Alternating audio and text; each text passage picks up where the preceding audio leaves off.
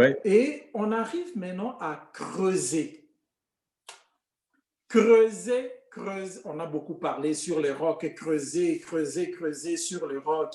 Ça comprend quoi? Qu'est-ce que nous avons rassemblé dans ce qu'on a dit creuser, creuser, creuser et creuser encore jusqu'à poser le fondement sur le roc. Le premier creuset, je laisse Joël le dire aussi pour que ça soit pas un monologue de ma part. Ben, moi, je voyais ça dans le sens que, parce qu'on ne voulait pas rester, en tout cas, moi, je lui avais dit, quand on a eu le thème, j'ai dit, je ne veux pas qu'on reste juste dans la théorie, parce qu'on on a appris beaucoup de choses, la théorie, mais pratico-pratique, pour des gens qui veulent s'engager ou pour des gens qui sont déjà à l'intérieur et même des personnes qui sont presque à la sortie. Oui, parce que peut-être que certains sont presque à la sortie, un petit peu là dehors, s'ils sont en train de nous suivre maintenant. Ouais. Voilà, donc comment est-ce qu'on peut leur dire pratiquement creuser, ça veut dire quoi? Jusqu'à aller rencontrer le roc. Alors, moi j'entendais ça de cette manière qu'il faut s'examiner. Ce n'est toujours pas perdu parce que c'est vrai que ça peut être valable pour les fiancés. Il peut se dire, OK, c'est bon, parce que quelqu'un qui est marié, qui a peut-être 10 ans, 12, 15 ans, qui peut se dire, ah, mais est-ce que je peux encore m'examiner? Mais bien aimé, le travail n'est pas fini. Nous sommes encore là-dedans. Oui, et chaque jour, il y a toujours quelque chose à réparer, à améliorer. Un aspect. Voilà, qu'il faut travailler dessus. Donc, s'examiner et se connaître. Et se connaître, je pense que c'est important même après plusieurs années de mariage. Vous savez, il y a des personnes qui ont su comment ils étaient, parce que je suivais une émission à une époque là en France. Il y a des caméras qui venaient, ils te filmaient comment est-ce que vous passiez votre quotidien à la maison. Bon, maintenant, on filmait beaucoup plus la personne qui était comme le problème dans la maison. Ça pouvait être la maman ou le papa. Elle est colérique, elle est contrôlante, elle lâche pas prise, elle est tout le temps derrière les gens, elle veut savoir qui fait quoi. Donc, les gens ne respirent pas dans la maison. Elle est trop présente. Donc, bon, alors maintenant, pour lui faire comprendre un peu comment elle est, peut-être qu'elle ne sait pas, il y a une caméra qui va venir. La famille contacte une émission là. Et ces gens-là s'organisent, ils viennent avec la caméra. On vous filme peut-être comme ça pendant 2 semaines. Et puis, ils font le montage. Ils vous donnent 30 minutes de la vidéo pour que vous puissiez un peu réaliser comment vous êtes et votre façon d'être, comment est-ce que l'impact de votre façon d'être sur la vie de la famille, dans la famille. Voilà, sur la vie de vos proches. En fait, c'est que je veux compléter là. Donc, c'est un processus, là, dans cette émission-là, c'est un processus qui permettait à ces gens-là de se voir de l'extérieur, de voir ce qu'ils sont, ce que les autres voient exactement ils sont. Parce que lorsqu'ils sont dans l'action, ils ne comprennent pas trop. Mais lorsqu'ils regardent, ils vont regarder une vidéo, ils sont comme retirés de la scène. À ce moment-là, ils vont voir la réalité de ce qu'ils sont. Donc, c'est là, pourtant, c'était déjà un couple marié, ils avaient des enfants, je pense qu'ils avaient déjà comme 12 ans de mariage, et la dame s'est mise à pleurer parce qu'elle n'avait pas conscience qu'elle était comme ça. Parfois, on ne se connaît pas très bien, on n'a pas conscience qu'on est comme ça, on n'a pas conscience qu'on est trop contrôlant, on n'a pas conscience qu'on ne veut pas lâcher prise, on veut être dans la vie, on est envahissant, parfois on n'a pas conscience qu'on devient envahissant dans la vie des gens, de nos proches. On ne comprend pas l'impact néfaste que ça a sur leur vie. Et voilà, donc je me disais, creuser, je peux tout citer? Non. Oui, tu peux. S'examiner, se connaître, travailler sur soi-même, ça aussi, on ne peut pas arrêter de le faire. Il y a des choses qui tombent facilement et puis il y en a d'autres, on peut se le dire en se regardant dans les yeux que ça fait 17 ans qu'on est mariés. D'ailleurs, je faisais une blague une fois parce que le 19 décembre, on a fêté notre 17e année de mariage. Alors, je faisais rire. Merci. Alors, je faisais rire, je disais, oui, l'amour rend aveugle. Mais nous, depuis 17 ans, on a eu des lunettes et je peux pas vous dire tout ce qu'on voit depuis. Donc, donc, forcément, après 17 ans, il y a des choses qui se sont beaucoup améliorées, c'est vrai, parce qu'on travaille sur soi, on travaille sur soi, et il y a d'autres choses aussi, on a vraiment de la peine encore. On a de la peine encore, ouais. Mais continue à travailler sur soi, apprendre et comprendre le mariage et tout ça. Voilà, donc creuser, creuser, creuser, creuser jusqu'à rencontrer le roc. Amen. Okay. Amen. Alors, dans l'apprentissage, comme Joël a dit, s'examiner, c'est connaître, c'est vraiment très important. Lorsque tu t'examines toi-même, tu entends, tu te laisses influencer par ce que les autres disent de toi. Parce que ça ne peut pas être un hasard que 99 personnes disent de toi la même chose et tu es la seule qui ne comprend pas que c'est toi-même qui ne vois pas comme les 99 autres. Donc, si... On a une question. Oui. Espérance. Oui, oui. En fait, ce n'est pas une question. Je voulais juste ajouter, compléter justement l'idée d'Aimé Joël. Hein. Oui. Par rapport à la communication dans le couple, généralement, quand je cause avec les jeunes couples, je leur dis que la communication est très importante parce que souvent, les personnes ont cette tendance à mal comprendre ce que l'autre veut dire. Et quand les personnes discutent entre elles, échangent, communiquent, ça aide beaucoup à mieux construire sur le roc. Je donne un exemple. Hein. Ouais. Il y avait un jeune couple, donc la femme, elle, chaque fois quand elle revenait du travail, elle préparait, elle rangeait et tout, et le monsieur était toujours assis, il n'aidait pas. Alors, elle, elle se dit, mais c'est toujours moi qui travaille, et lui, il ne fait rien, et ça me dépasse, je ne sais pas si je vais continuer dans ce mariage. Puis un jour, elle vient, on en discute, et puis je lui dis, mais est-ce que tu lui as déjà demandé s'il pouvait t'aider? Parce que peut-être il ne réalise pas. Elle dit, oh non, je n'y ai jamais pensé. Alors, je lui dis, bon, quand tu rentres à la maison, demain, tu lui demandes de t'aider.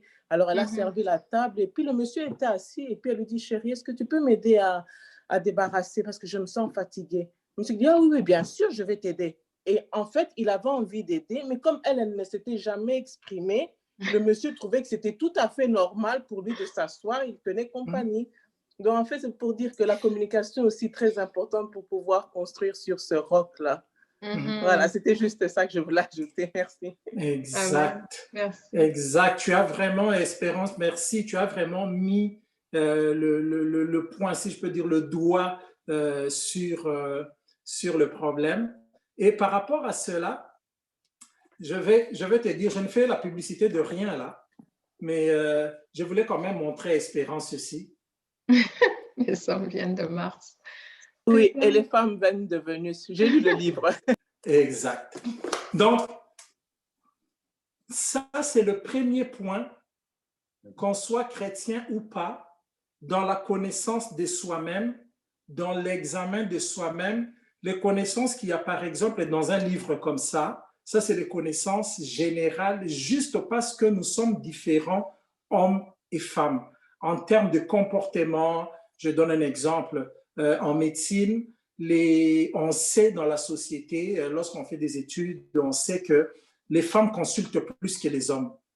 Les hommes, habituellement, lorsqu'ils vont à l'hôpital, c'est souvent toujours très avancé. Tard, parce que nos hormones nous font considérer comme si nous sommes moins vulnérables. Mais la femme, c'est elle qui donne la vie. Elle doit aller 9 mois. Pendant les 9 mois, elle sera vue par le médecin. Si ça ne pose pas de problème, au moins 4 fois.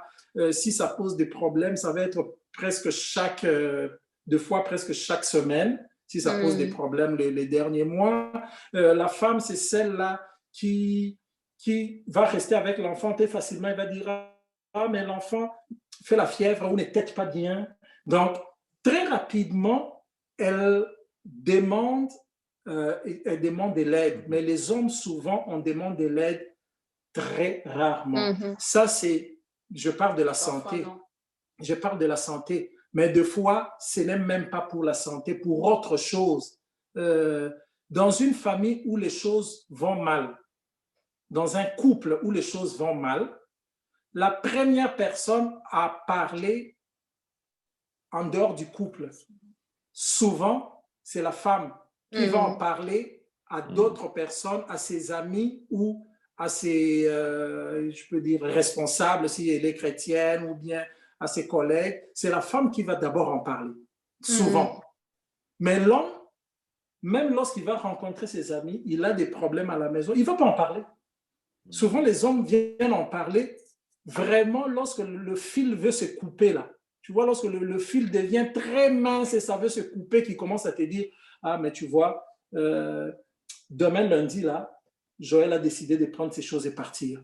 Mais tu me dis demain lundi, mais on était avec toi pendant, ça a commencé quand? Ah, c'est depuis 5 ans. Ça, c'est les hommes.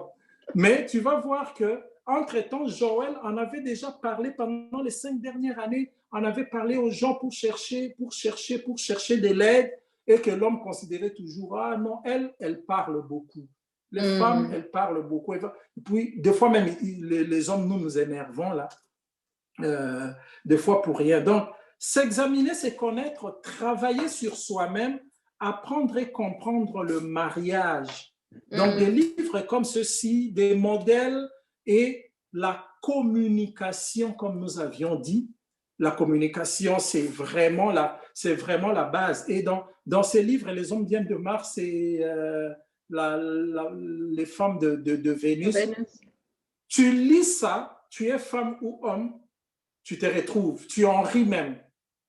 Tu es en train de lire ça, tu en ris même parce que deux fois tu te retrouves, tu te dis, ah, ok, je donne un exemple. On avait partagé ça avec Joël et Emmanuel. Tenir compagnie, ça fait partie du plaisir des femmes. Donc, ça veut dire que la femme peut te raconter une histoire. Juste, en fait, l'objectif non dit, c'est tenir compagnie et expliquer. Pour elle, dans son subconscient, c'est ça qui signifie aimer. Je suis resté avec mon mari, nous sommes restés, je lui ai expliqué comment les choses s'est passées dans la journée. Mais pendant qu'elle parle, les messieurs trouvent que les détails, les hommes, nous trouvons que ces détails-là sont inutiles. Dis-moi tout simplement que l'enfant est parti à l'école et puis lorsque la femme est en train de raconter, l'homme va demander, et qu'est-ce qui est arrivé à la fin? Est-ce qu'il a obtenu ses points? Il veut qu'on arrive là et qu'on lui dise, oui, il a réussi. Pour lui, c'est fait. Mais non, elle veut expliquer qu'elle a obtenu ses points, mais tu réalises qu'on a fourni beaucoup d'efforts, il fallait pratiquer de 18h à 19h, et deux fois, elle raconte qu'à 18h à 19h, lorsque je pratique avec lui, c'est le même moment que je te prépare la nourriture, et aussi je fais...